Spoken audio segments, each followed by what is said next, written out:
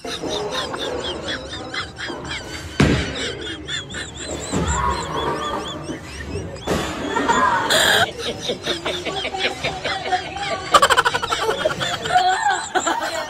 pissed na talaga.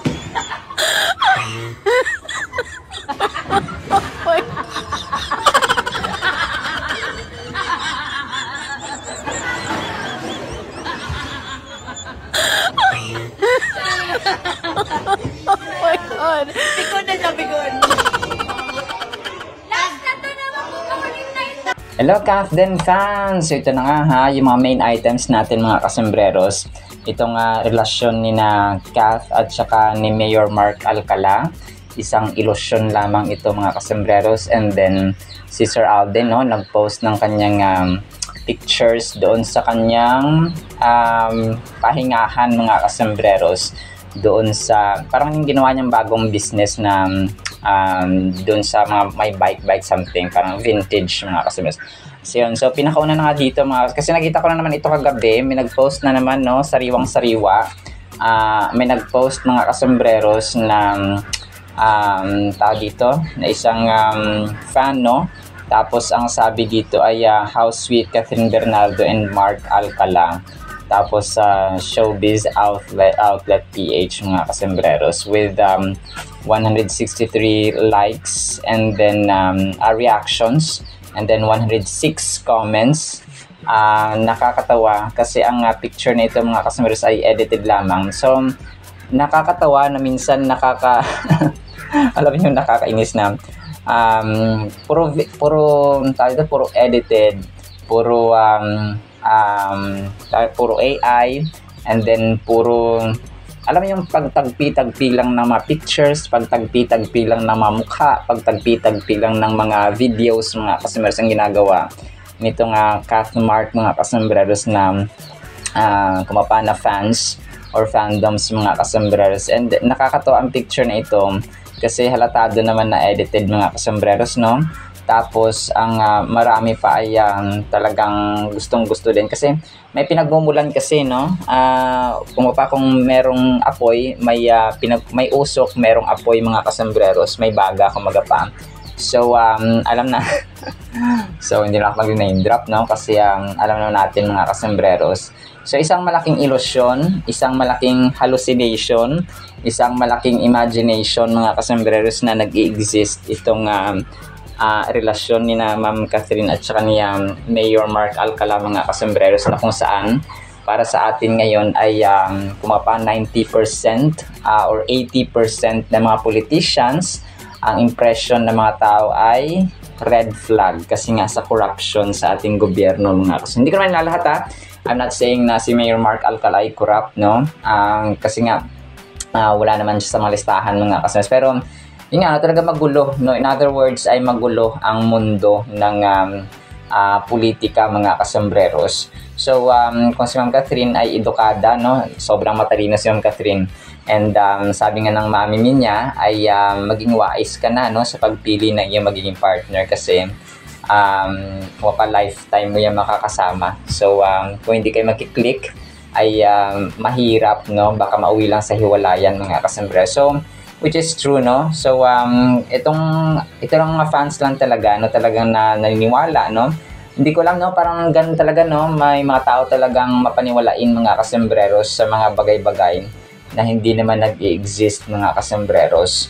So ito yung sabi natin na kapag hindi natin alam ang totoo, tapos naniwala na lang tayo sa mga sabi-sabi, sa mga source, ayon sa source, so tayo rin ay maniniwala mga kasembreros. Pero para sa atin, no, talaga may mga ebidensya, malinaw pa sa sikat ng araw ang mga ebidensya, ang mga videos, mga kasembreros, ay ang mga malapit no, sa buhay ng Kathden ay isang malaking hallucination, imagination, at saka kumaga pa ay delusion no, sa ma-English terms mga kasembreros. Kumaga pa, isang malaking delusion mga kasembreros. So, gawa-gawa at saka likhang isip lamang ng imahinasyon sa Tagalog mga kasembreros itong relasyon ni na Mayor Mark Alcala at saka ni Ma'am Catherine mga kasembreros. So, hay nako po, hindi talaga ito matay-matay. So, next item tayo mga kasambreros ha. Move on na tayo dito. So, ito po, si Sir Alden, nag-post kagabi, no? Hindi ko alam kung sino tong kasama niya. Parang andun sila sa...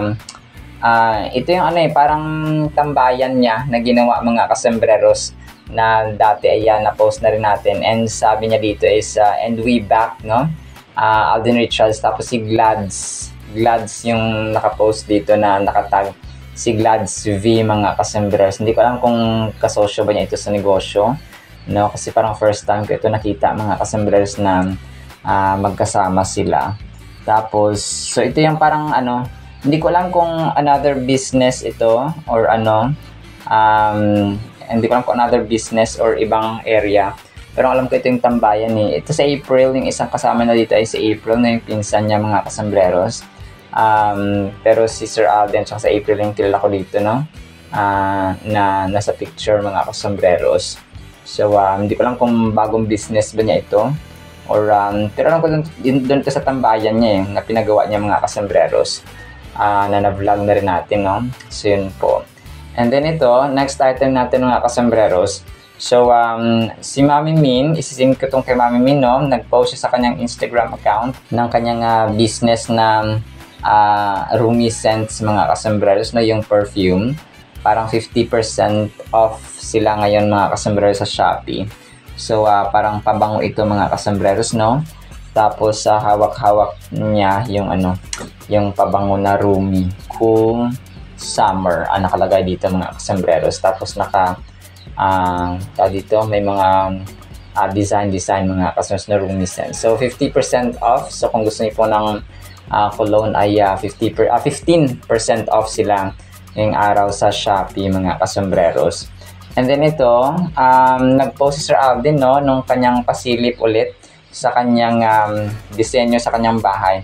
Hindi ko lang kung yung Smartage or Smart Age na ito mga kasambreros ay kinuha siyang endorser or talagang trip na ni Sir Alden na i-post itong mga nila, mga designs. Hindi ko alam kung aircon ba ito.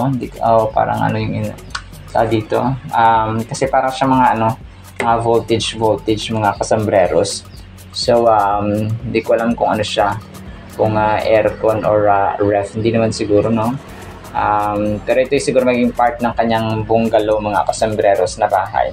So ito siya, no? Parang mga siya, parang mga ref na matataas or aircon. Siguro aircon ito mga kasambreros, no? Wala kasi nakalagay dito. So smartage.th. So ayun po siya. And then ito, next item natin mga kasambreros. So prayer niya, no, for today, of course, hindi mawawala kay Phenomenal Box Office King. Sabi niya dito, Dear God, thank you for inviting me to find rest in you. When I feel weary or worn out, remind me that true rest comes not just from sleep or time off, but from spending time in your presence. Tama, no? Help me to pause, breathe, and be refreshed by your peace and strength.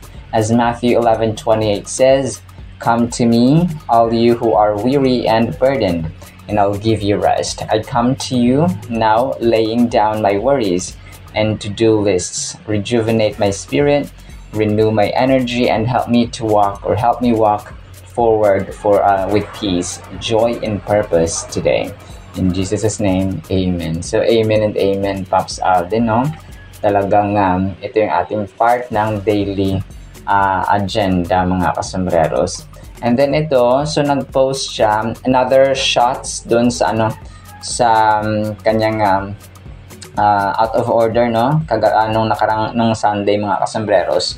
So parang part pa ito ng Sparkle Jimmy Artist Center niya na din mga kasambreros, na ni-repost niya, no, nakuha doon mga kasambreros sa kanilang premiere night niya. So 2 araw na lang ha. Actually, dalawang tulog na lang at mapapanood na sa Netflix mga kasambreros ang tawag dito, ang out of order. So wala akong hindi kasi ako mahilig sa mga premium kasi di ba nagbabayad ka sa Netflix. So mag-aabang na lang ako ng mga na mga trailer mga kasambreros. So ayun po. And then ito, last item natin mga kasambreros. So ang kulit ito, no, nag-bowling si Ma'am Catherine, kasama sila Alora Sasam at saka si Miles Ocampo, na parang nakadalawang try si attorney mga kasambreros ng paghagis ng pagpapagulong ng bola doon nga sa mga sa mga dapat tamaan, kaso puro tagilid, no? Sorry, natatawa ako dito kasi parang gusto nyo na lang hawiin yung mga yung mga bases, mga kasambreros na doon sa may bowling pins lang tawag dito.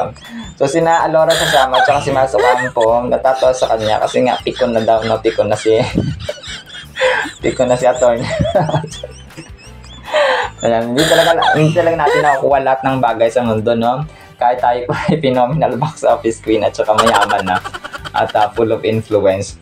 So gusto lang naman sana makapagpatumba no, yung Catherine ng mga bowling pins. Tapos yung dalawang best friends niya, tawang-tawa dun sa gilid.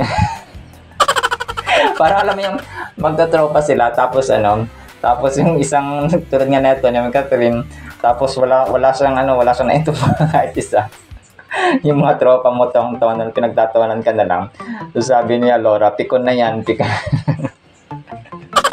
Sobrang kulit lang. So yung ibang tao dun sa likod, parang nanonood kay Ma'am Catherine kasi nga sikat siya Ma'am Catherine, no?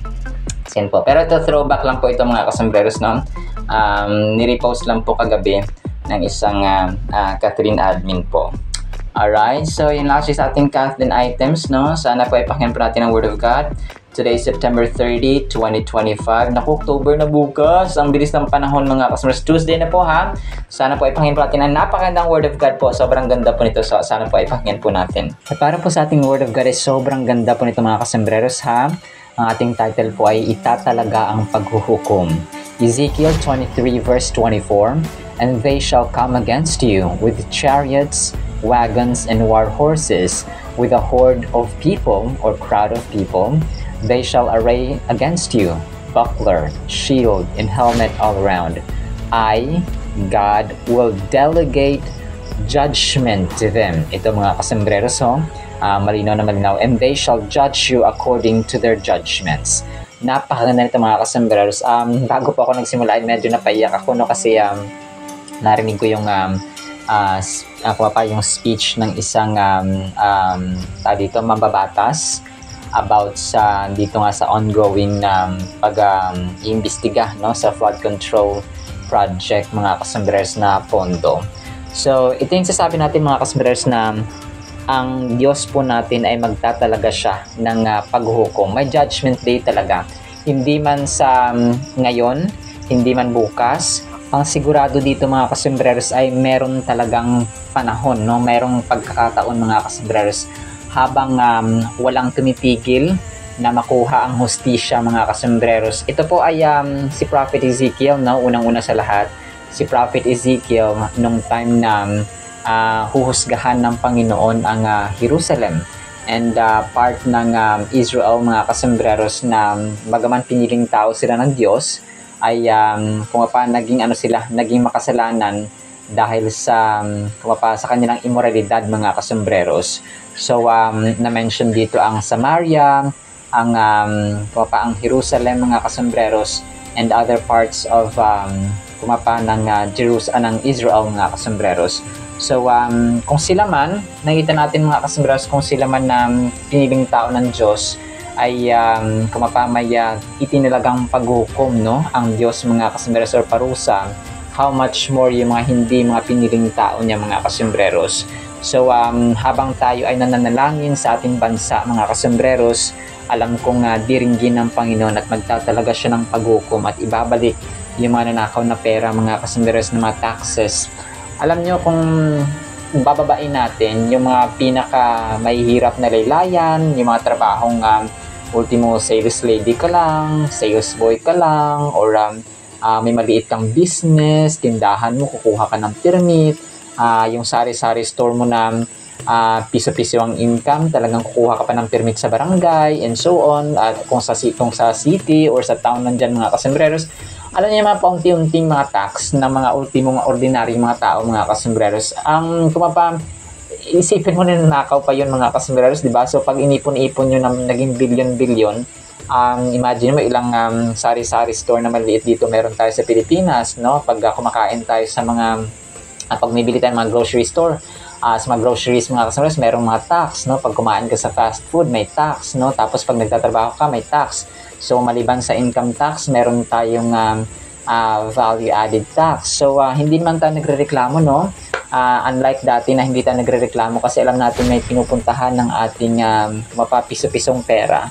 Pero ngayon, talagang sabi ni Sir Alden sa kanyang recent na interview, hindi siya galit, no, sa kanyang binabayad na tax na masabi nating milyon-milyon mga kasambreros, pero galit siya na makikita yung mga biktima mga kasambreros ng corruption. So kahit tayo, no, kahit na maliliit lang yung ambag natin kumpara sa mga inaambag at saka binabayad na tax ng mga artista, no, at ng mga business people, no, malalaki at saka multinational na mga corporations, yung mga lalaking businesses talaga mga kasambreros, no, kumpara natin sa binabayad natin ng tax. Tayo nga nanggagalaiti, so how much more sila siguro, no? Pero alam kong darating talaga ang panahon kasi dito mga kasambreros sa Ezekiel 23:24 ay nagtalaga, no, sabi niya magde-delegate ang Diyos ng pag-hukom mga kasambreros. Sabi niya, I will delegate judgment to them and they shall judge you according to their judgment. So magpapadala ang Panginoon mga kasambreros ng kumapana mga itong mga sakuna, itong mga tawag dito, itong mga baha, mga bagyo, no, pampagising ito sa atin. Bagaman mas naawa pa rin tayo, no, kasi nga ang mga apektado ay yung mga lugar pa rin na may hirap, no, talagang sila pa rin yung biktima at saka kawawa mga kasambreros. Talagang doble-doble yung pahirap mga kasambreros na nidulot ng korupsyon sa ating bansa. So dito sa verse na ito ay nagmula ito sa Book of Ezekiel, no, na sinulat niya Prophet Ezekiel mga kasambreros, na part ng Hebrew Bible sa Old Testament ito mga kasambreros, yung Ezekiel, sa mga hindi po nakakaalam. And yung Book of Ezekiel ay naset, kumapa yung time na ito mga kasambreros ay doon sa kalagitnaan po siya or during the Babylonian exile. So kung saan nga ay ang Diyos ay hinayaang maging bihag ang kanya mga piniling tao na mga Israelita mga kasambreros, during which the Israelites were taken captive by the Babylonians and exiled from their homeland. So kumaga pa naging alipin, no, naging bihag ng mga Babylonians mga kasambreros, na ngayon ay Iran ang mga Israelita mga kasambreros. The prophet Ezekiel is known for his vivid and often symbolic visions and prophecies in his writings often reflect the struggles and hardships of the Israelites during his time. So grabe, no, nakakamiss itong si propetang Ezekiel, and pinag-aaralan ko kung nagkaabot sila ni prophet Isaiah mga kasambreros, no, pero hindi ko pa ito naka-confirm. So ang verse na ito ay yung verse specifically yung verse 23, chapter 23 verse 24 ay kumbaga pa nagde-describe ng judgment na pinapataw at kumbaga intending, no, nag-aantay na parusa sa mga tao mga kasambreros ng Jerusalem dahil sa kanilang unfaithfulness, no, hindi katapatan at hindi sila naging tapat mga kasambreros. Sumamba sila sa kanilang immorality. Kumuha sila ng mga imagery mga kasambreros at saka mga bagay na kahindik-hindik, no, blasphemy at abomination sa Panginoon. The imagery used in this verse is that a military invasion with the use of chariots, wagons, and wheels, as well as an assembly of people armed with bucklers, shields, and helmets. So gaya na mention natin mga kasambreros, no, gagamit ang Panginoon naman dito ng mga sundalo na kung saan ay sisira sa at papatay sa mga tao na naging immoral mga kasambreros at naging unfaithful sa Panginoon. So the mention of judgment in his or in this verse is significant as it emphasizes the idea that Jerusalem set before the invading forces, implying that they will execute a righteous judgment upon Jerusalem. So ito siya mga kasambreros ay although Old Testament ito, and the Word of God is timeless. Okay? Wala po siyang pinipiling panahon. It will be applicable and relevant ngayon or noon, ngayon hanggang sa magpakailanman mga kasambreros. So until the end of time, yung pagiging relevant ng salita ng Panginoon sa Holy Bible. That is why I will encourage you to read and meditate in love and obey what's in the Bible talaga mga kasambreros, no? And yung verse na ito ay nagre-reflect ng theological theme ng divine judgment at justice, no, hostisya mga kasambreros, ng ating Panginoon, as well as the idea that the actions of individuals and nations have consequences. So, may singit ko lang talaga dito yung out of order ni Sir Alden Richards, no? Napapanahon talaga ito. Kasi nga, ang ginawa pala talaga nila ay pumunta sila, no, sa korte at saka parang nag-observe sila doon, mga kasembreros, no? And then yung family, parang true to life story pala itong out of order, kasi may kinuha silang kwento ng isang pamilya na namatayan, no? Same, doon nila binase, mga kasembreros, yung istorya doon sa pamilya na namatayan, mga kasembreros, na minurder nga. Tapos yung tatay niya ay kung paano naghahanap ng abogado, and Alex Roman, played by Alden Richards, yung gumanap na taga-depensa ng kanyang tatay, mga kasembreros. So ang galing, no? Very timely na ngayon po ay uhaw na uhaw sa hustisya at katarungan ang bansang Pilipinas, mga kasembreros. And then, so yun nga, no? Talagang papanoorin ito natin sa Netflix sa October 2, mga kasembreros. So, ito po ay talagang napaka-powerful na reminder din sa atin, yung Ezekiel 23:24, na kung saan ay nagko-convey ng sense of impending judgment and destruction ng mga taong kumapaan ng api, nangungurap, no? Talagang immorality, unfaithfulness. So, lahat ng kasalanang abomination at saka kahindik-hindik na kung saan ay galit na galit ang Panginoon, mga sa idolatry, no? Yung sumasamba sa mga Diyos-Diyosan, talagang grabe ang galit ng Panginoon, mga kasembreros. So, ito po ay reminder sa atin na hindi lamang po sa mga corrupt, no? Hindi lamang po sa mga tao na nakita natin na public display yung kanilang kasalanan, ay para rin po sa atin ito, mga kasembreros, no? Maging sa akin and sa atin ang Diyos po natin, kapag tayo po ay namumuhay ng makasalanan, mga kasembreros, ay may nakalaang, may nag-aantay na judgment ang Panginoon natin. But no, hindi pa tapos ang laban, hindi pa tapos ang ating buhay. So may pag-asa pa. So let's talagang mag-spend time, no, magbasa ng Biblia, sundin ang Biblia, mahalin ang Biblia, mga kasembreros, no? At mamuhay tayo ng pananampalataya kay Lord Jesus Christ, no? Para malubag niyo ang kanyang loob, mga kasembreros, na from galit ay magiging pleasing tayo sa kanyang harapan. Alright, so now sa ating Word of God, nawa po ipagpalaan po tayo ng pag-ibig, pananampalataya, pag-asa, and faithfulness, mga kasembreros, sa Kanya, sapagkat siya po ay just, no, at saka patas na hukom. In Jesus' mighty name we pray. Amen and amen. See you sa next segment, mga sarasan. Paalam po. Halaga.